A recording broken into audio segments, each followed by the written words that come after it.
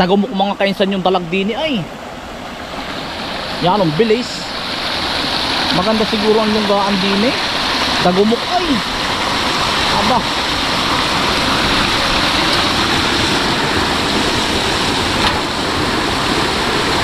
Maganda ang lunggaan.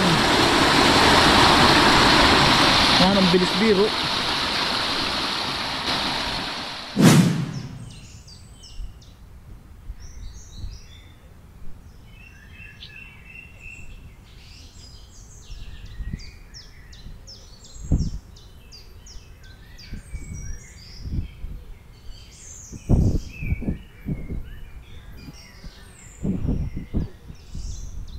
Mga kaisan, magandang umaga mga kaisan. Kumusta po kayong lahat? Yan mga kaisan, hinahapay lang po natin yung yung kawayan na nakatungo po dito. Yan po yung sinasabi ko sa inyo mga kaisan, tatamnan po natin ng repulyo. Binalik lang po ang lupa. Ayos na po yan. Yan po ay sa makalwa, tatamnan na po yan. Repulyo naman. Disin po ay titistingin ko diyan ay yung mga kaisan, repulyo na ibaba ang kulay pula ay mga minsan na sa ibang na yun, sa ibang araw na titisting lang po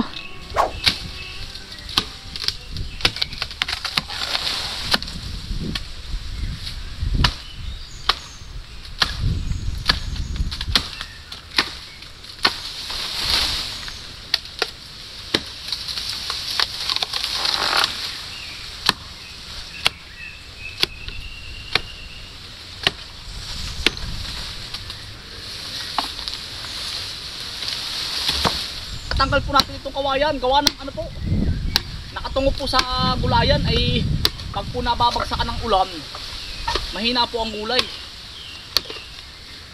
Nagbabawasan lang po naman natin.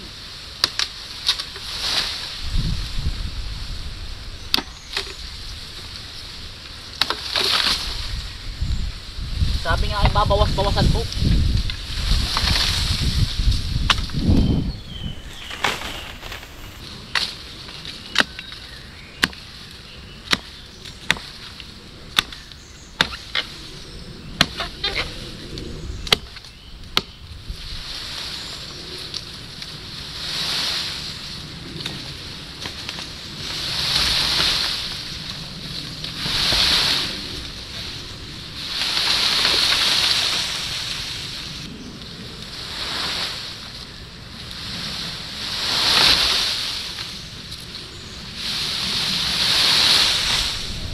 Kaisan, ini-spray ko lang po ng sabot para po hindi agad tumubo, para po wala ng gamas-gamas mga kainsan.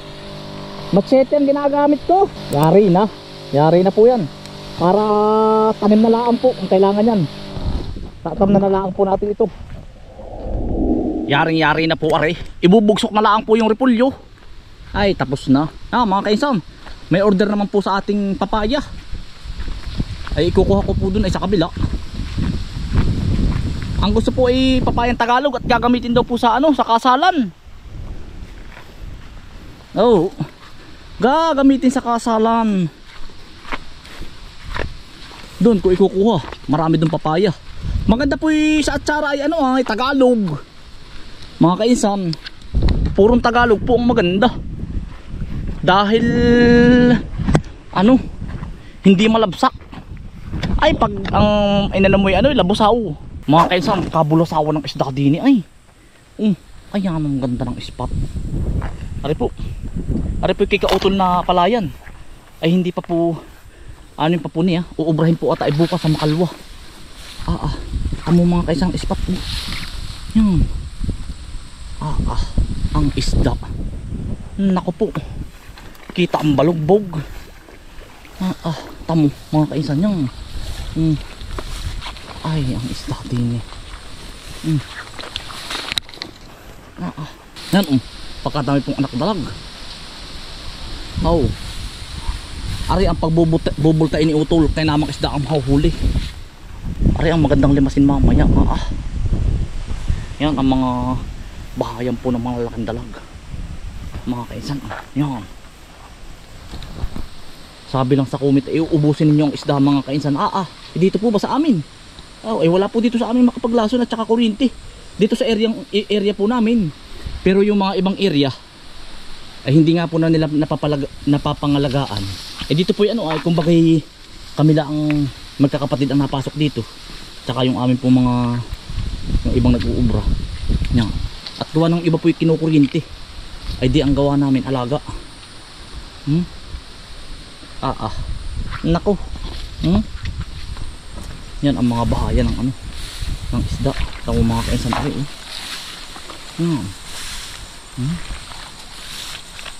Nako. Lumutang-lumutan ang ilalim.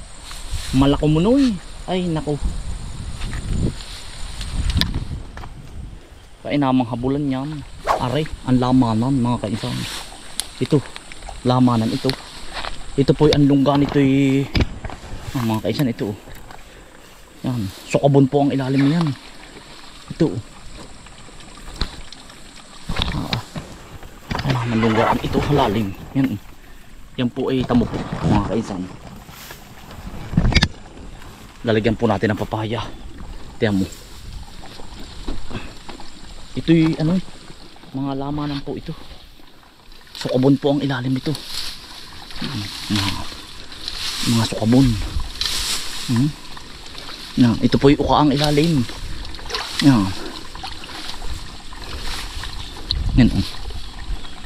Ulbo. Malalim po ang tubig nito. Tama mga kaisan. Yan ay mga laman ng lamanan. Mga kaisan, nadinilaan po sa aming niyugan po sa gitna. Ari po yung maganda't ito po yung mga tanim po ng uwak. Kaya po yung mga uwak yan laking tulong din po sa amin. Sila din ang kakain, sila din ang nagtatanim. Yan ang galing din na yan po. Yan.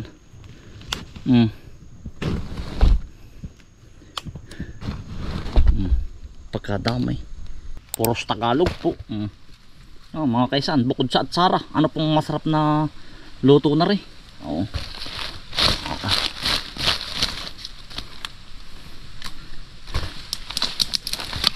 May na-order po.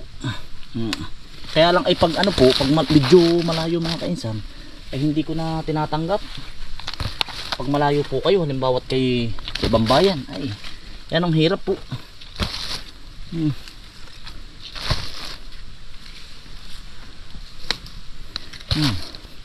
Kalahating sako agad po.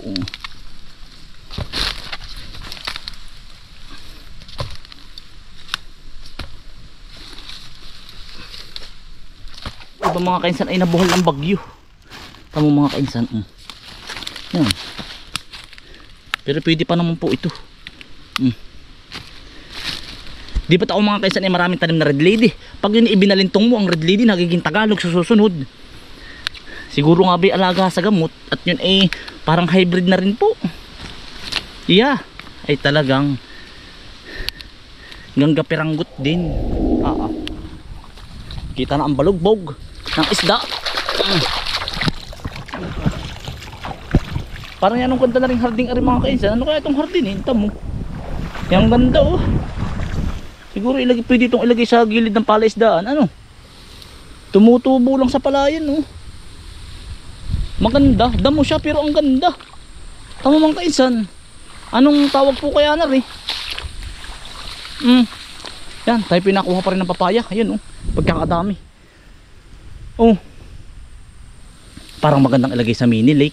Bye-bye tabi talagang yan ang forma. Pag ito susubok pala akong itanim. Tumutubo lang Maganda rin, napansin ko lang ang mga kainsan. Warik yung maganda. Bago mo to rin ikautol ay aking ililipat yung iba. Subok lang. Talagang hindi kaya yung pakong malaki. Giant ay halos ganun lahat po magandang tingnan. Tamo. Naghanay.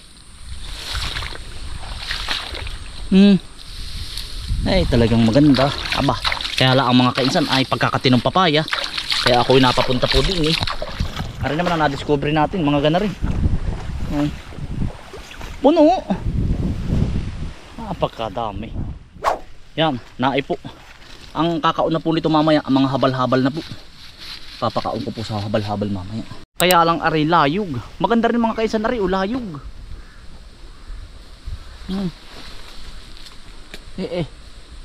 Ay layog. Halos sa tumagilid na po yung iba. Gawa ng ito yung warki bagyong Christine pa rin. Tagilid po ay. Masasayang laang naman. Ito naman po hindi lagibas. Baka sabihin kainsan warki lagibas yan. Ay hindi po. At gawa ng di dapat kong lagibas ari. Matagal-tagal na rin po ari. Ano? Matagal ng patay. Kumbaga matagal ng laglag. Ay pa mga kainsan.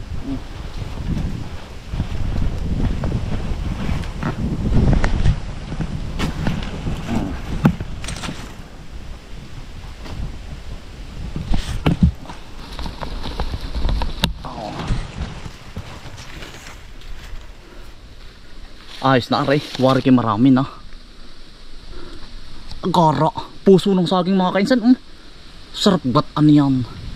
Yan. Kukuhanin natin, saging damo. Ay, matamis-tamis ari mga kainsan. Ari ang masarap. Matamis-tamis. Ginatan uli ang ulam namin, hapunan. Ay layas ang pusa. Termin yun ng ulam. Ari. Ang masarap. Ari po saging damo ha. Hindi po ito saging lang ha. Yo. Bali bagsak. Gara. Yo. Swabing swabe. Lagitik. May ulam na. Mga bata naman po hindi pihikan. Nakatesting na po ba kayo ng puso ng saging na may bihon? Ganun po ang gawa namin Kaya lang po ay inyong inyong lalamasing maigi sa asin. At pag hindi ay supla, yan ang pakla. Ito po, igigisa mo lang sa may sardinas. Yari na. O kaya ay may tulingan na may ganari. Iyari na, katalo na. Ate Pe, naay na po yung order mo. Ikaw na po ang bahala din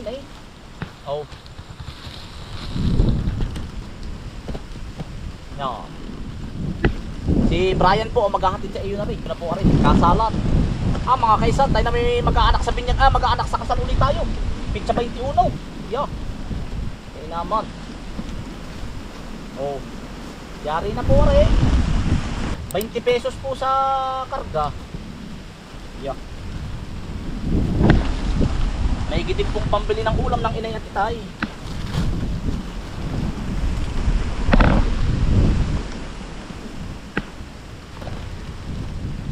May libreng ulam pa tayo, puso. Kaya namang atsara na po aray. Kaya naman ang bubusogin mong bisita na rin.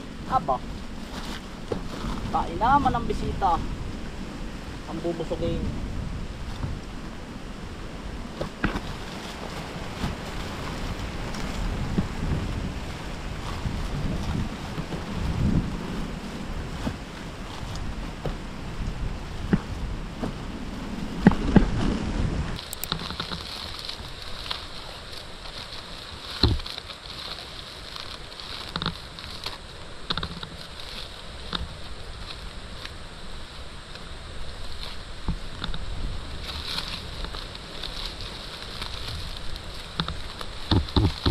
Insurance na mga kaisan.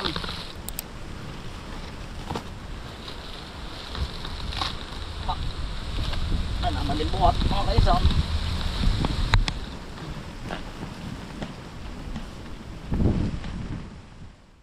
Tayo po muna mga kaisan ay kukuha din tayo ng talbos ng balinghoy po. Naman po ito. Gagatan ko din mamayang hapon. Ay di mga kainsan, may ulam na tayo ng puso mamayang hapunan, almusal, tanghalian po ito masarap ulam. Talbos po ng balinghoy, pakpak ng lawin. Nakain kayo nito mga kainsan? Yan, kami po puro ginataan. Ayos Para po tayo ay healthy. Puro ginata naman, ano, bawal din ata, ano, hindi po. Tayo naman po ay walang bawal sa atin. Sa awa ng Diyos naman mga kainsan ay ang inay at itay hindi masyadong masasaktin. Pani ito, organic po ito ay. Yan. Ating lalahukan, tsaka puso. Naay po ang talbos. Baka po gusto ninyo. Malayo laang. Malayo-layo laang po. Ayos na po ito, isang ulaman laang. Baka maumay yung mga bata. Gagatang ko ng yanong lapot. Iya. Ay talagang ano na tayo. Ligtas na. Libre na ang ating ulam. Ulan naman. Iya. Ayos na ito. Isang kaldero na po ito. Iya, may ulam na naman ang aking mga chikiting. Mga kainsan. Ay ang mga bata ko ay ano din mga kainsan, sanay din sa gantong ulam. Gawa ng ang anak ko ay ano ay lumaki din sa lula. Kinananay at tatay po ba. Kumbaga nung nasa abroad po ako, kasama po sila ni si Mrs. Doon ko magkakasama po sila dati. Mga ilang taon, wari kay 2 taon po. Yun, ito. Kaya ang anak ko po ay sanay din sa ganitong ulam. Ay ang tilapia. May tilapia pati nasisid ay. Yun, doon po tinawang papaya. Tama. Sus Mariosip. Ari pala hindi po namin napupuntahan din sa areang ari. Ay ang mga isda ay naglakihan na din. Ari ko. Aba. Aba.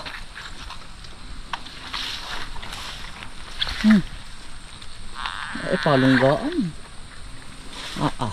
Yan, salamat gubat. At saka sa kaingin. Yeah, libreng ulam na tayo. Yan mga kaisan, magmumotor naman po tayo ng tubigan doon sa ibaba. Yan mga kaisan, maraming salamat po sa inyong pagsama. Stay humble and God bless. Peace. Bye. Salamat po.